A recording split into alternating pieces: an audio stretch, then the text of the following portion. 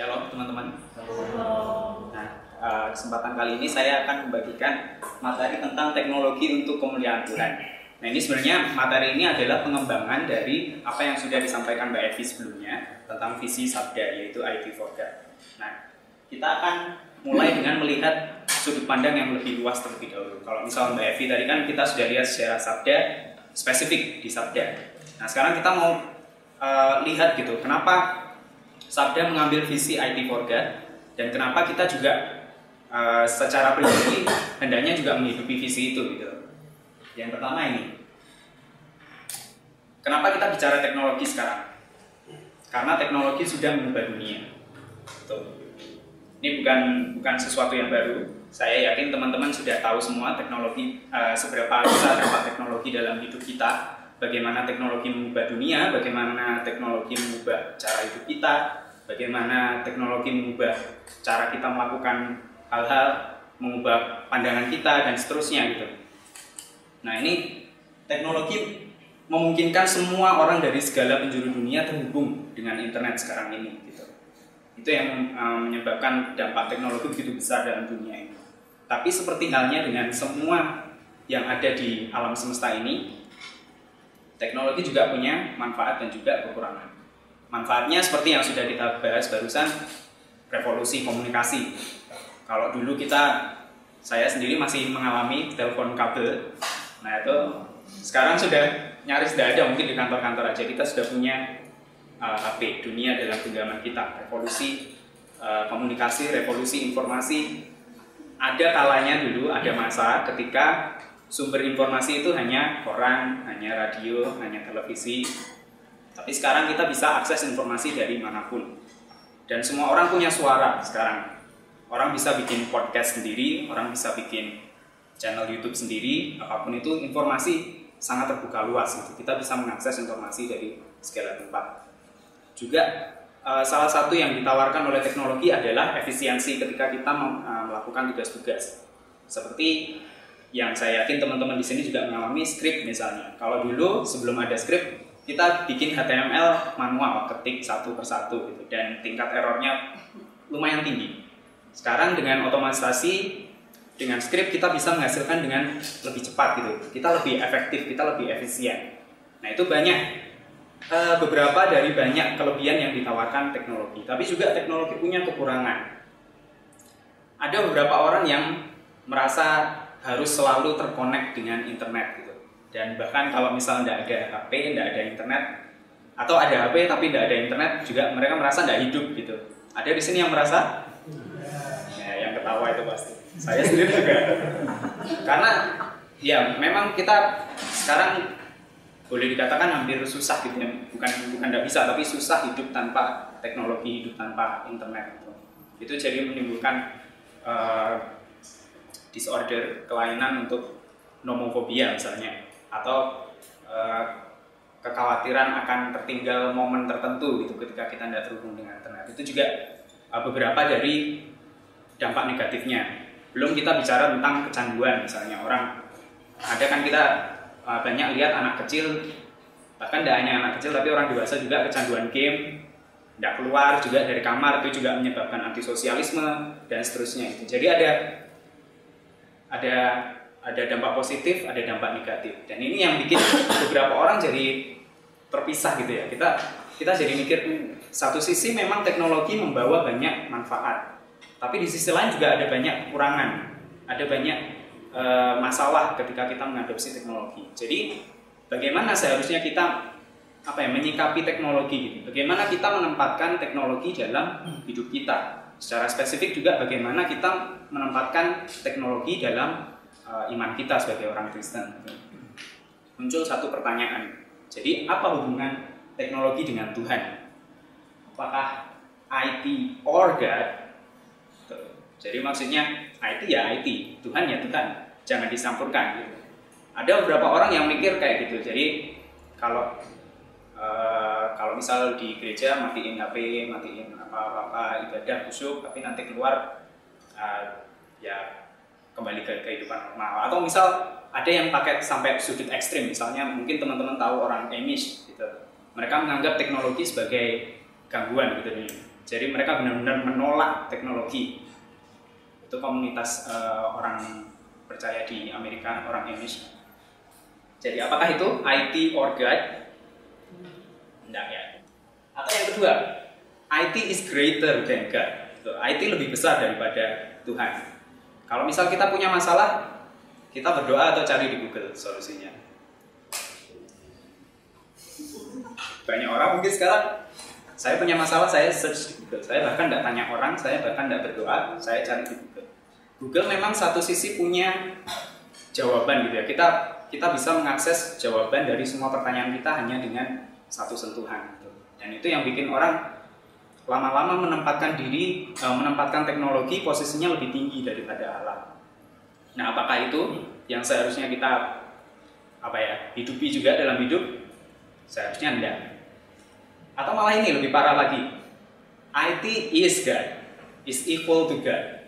Jadi orang menganggap bahwa IT adalah Tuhannya. Saya tidak menyembah Allah, saya menyembah Google. Saya menyembah Bing misalnya, atau apapun gitu. Atau menyembah teknologi apapun gitu, tidak harus search engine. Nah, apakah seperti itu? Kita menganggap bahwa Allah itu bukan sesuatu yang bukan pribadi yang lebih tinggi daripada teknologi, tapi adalah teknologi itu sendiri. Nah, dari pandangan-pandangan ini mana yang seharusnya kita hidupi sebagai orang Kristen gitu? Jawabannya pasti teman-teman sudah tahu. Apa? IT or God? Gitu. IT berasal dari Tuhan dan harus dipakai untuk kemuliaan nama Tuhan. Dan kita tidak ngomong IT for God ini serta-merta karena kita percaya IT for God gitu aja. Tidak, ada landasan alkitabiahnya. Kita akan lihat. Yang pertama diambil dari Kolose 1 ayat 16. Sebab oleh Dia segala sesuatu yang ada di surga dan di bumi diciptakan, yang kelihatan dan yang tidak kelihatan, baik tahta, kekuasaan, pemerintah maupun penguasa. Segala sesuatu telah diciptakan melalui Dia dan untuk Dia. Perhatikan bagian yang di bold. Oleh Dia segala sesuatu diciptakan melalui Dia dan untuk Dia. Segala sesuatu itu berarti mencakup teknologi atau tidak? Segala sesuatu apapun yang kelihatan dan yang tidak kelihatan. Teknologi bisa kelihatan, bisa juga tidak kelihatan. Gitu. Itu berasal dari Tuhan, diciptakan, diilhamkan kepada manusia yang menciptakan teknologi, tapi itu juga dari Tuhan. Jadi teknologi berasal dari Tuhan dan harus dipakai untuk memuliakan nama Tuhan. Itu yang pertama dan terutama. Yang kedua, dari Amsal 1 ayat 7. Takut akan Tuhan adalah permulaan pengetahuan. Orang-orang bodoh menghina hikmat dan didikan. Nah, sekarang kalau kita tahu teknologi berasal dari Tuhan, teknologi harus dipakai untuk kemuliaan nama Tuhan. Tapi bagaimana kita bisa menggunakan teknologi dengan bijak? Bagaimana kita bisa memanfaatkan hal-hal yang positif dari teknologi tanpa jatuh di negatifnya? Nah, ini jawabannya. Takut akan Tuhan itu akan menjadi permulaan dari pengetahuan yang benar untuk kita bisa berhikmat ketika kita memakai teknologi untuk memuliakan Tuhan dan juga untuk mendorong kesejahteraan sesama. Itu jawabannya.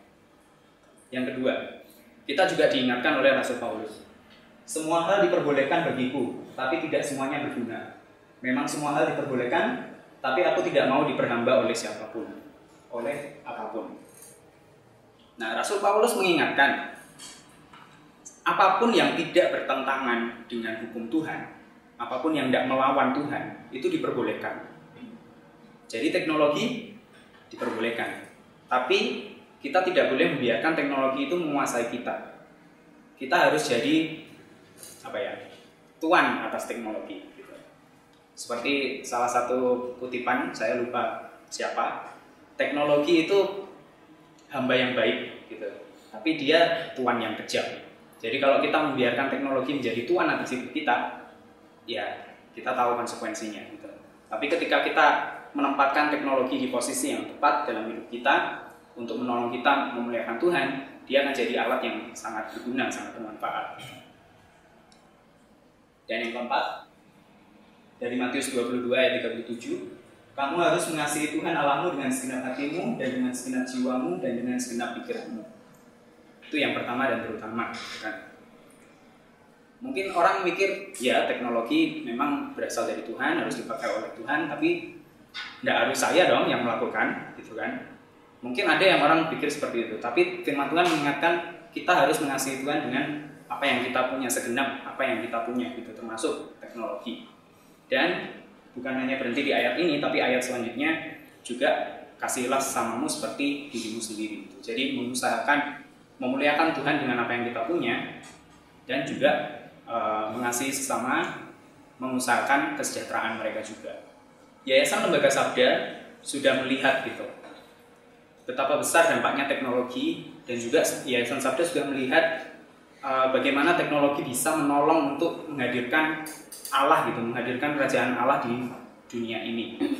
Dan sudah ada banyak implementasi yang sudah dilakukan Yayasan Lembaga Sabda, mulai dari situs Alkitab, mulai dari bahan-bahan biblika, dan juga bahan-bahan literatur Kristen dan yang lain-lain. Ada begitu banyak yang tidak mungkin saya sebutkan satu persatu, tapi mungkin nanti akan dibahas beberapa di presentasi selanjutnya gitu. Tapi untuk generasi saat ini, generasi saya setidaknya, atau nanti yang lebih muda dari saya mungkin, ada satu yang mungkin sangat berdampak gitu, yaitu teknologi mobile. Dari HP saja kita bisa melakukan studi Alkitab, gitu. Bukan hanya membaca Alkitab, tapi kita juga bisa mendalami firman Tuhan. Kita bisa lihat apa konteks dari firman Tuhan yang kita baca, bagaimana kita juga bisa didukung dengan renungan, didukung dengan kidung, apalagi banyak lagi gitu. Dan itu yang untuk saya pribadi, aplikasi ini sangat menjadi berkat dalam hidup saya, dan saya yakin ada jutaan orang juga yang terberkati dengan aplikasi ini. Bukan hanya aplikasi ini, tapi juga semua yang sudah Sabda kerjakan. Itu memang implementasi yang sudah dikerjakan di Yayasan Lembaga Sabda sampai sejauh ini.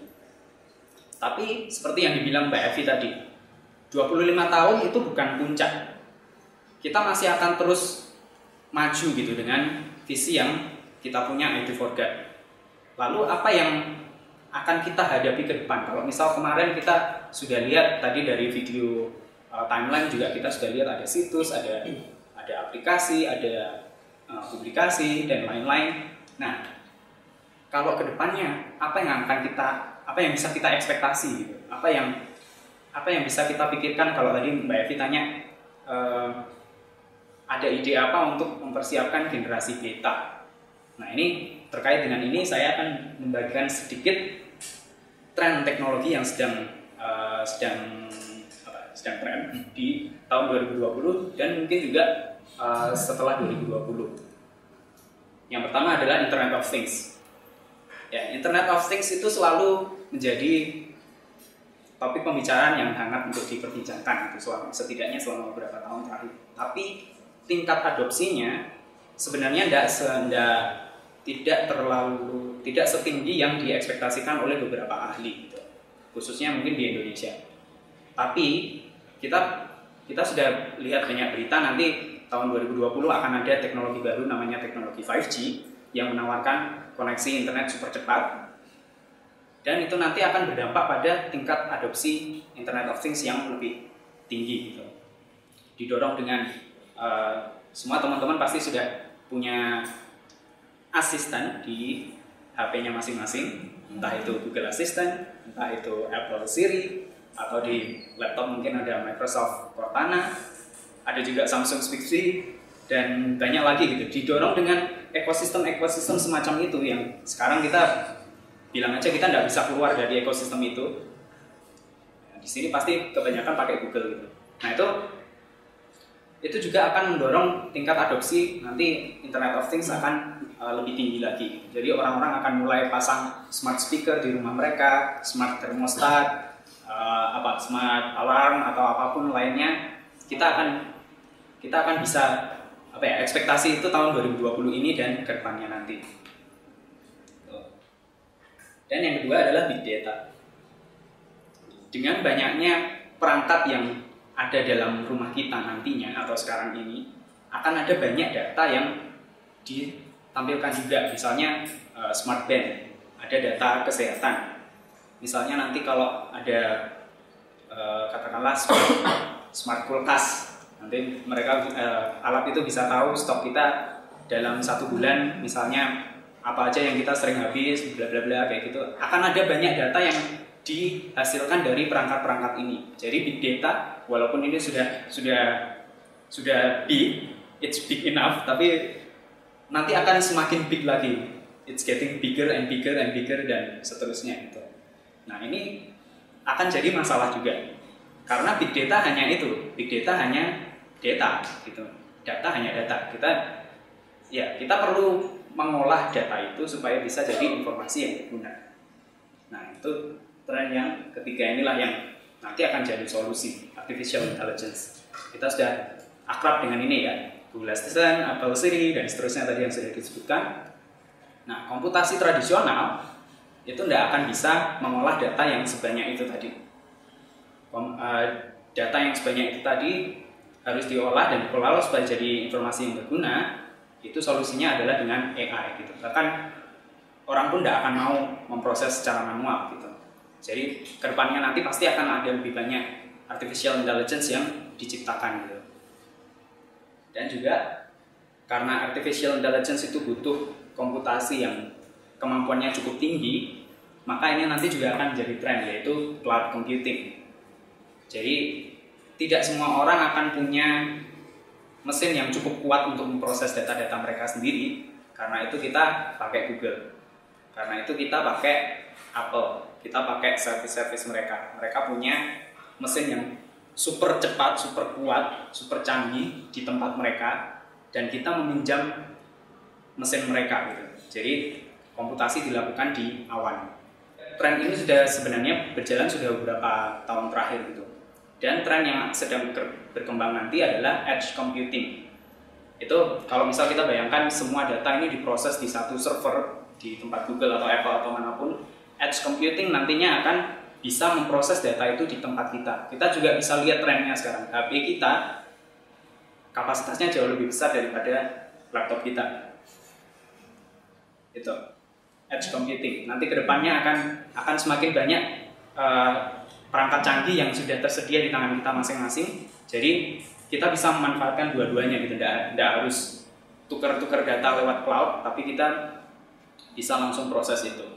Nah sekarang kita coba mikirkan semua tren yang sedang berkembang ini, gimana tren itu memengaruhi hidup kita. Dan yang lebih susah mungkin, gimana kita bisa pakai tren yang sedang bekerja ini, sedang berjalan ini untuk memuliakan Tuhan. Bisa nggak gitu kita misal ada smart speaker. Pernah nggak membayangkan ketika saya sedang membutuhkan ayat penguatan, misalnya ayat penghiburan, tanya, oke Google, saya sedang sedih. Apa ayat yang bisa menolong saya misalnya? Contoh yang paling sederhana, orang awam yang akan melakukan pasti akan gitu. Kemungkinan mungkin saat ini Google, saya nggak ngerti pertanyaan Anda. Gitu. Tapi coba bayangkan, kalau misal ada yang membuat AI semacam itu, betapa memberkati gitu. Kita saja yang di Ilsa yang sudah membuat segitu banyak, yang belum sampai secanggih itu pun itu sangat memberkati. Gimana kita bisa memakai teknologi yang lebih canggih lagi untuk memberkati lebih banyak orang itu. Coba bayangkan tentang itu. Juga data-data yang di-generate oleh semua perangkat yang saat ini kita punya atau mungkin nanti akan kita punya. Data apa yang akan mereka hasilkan?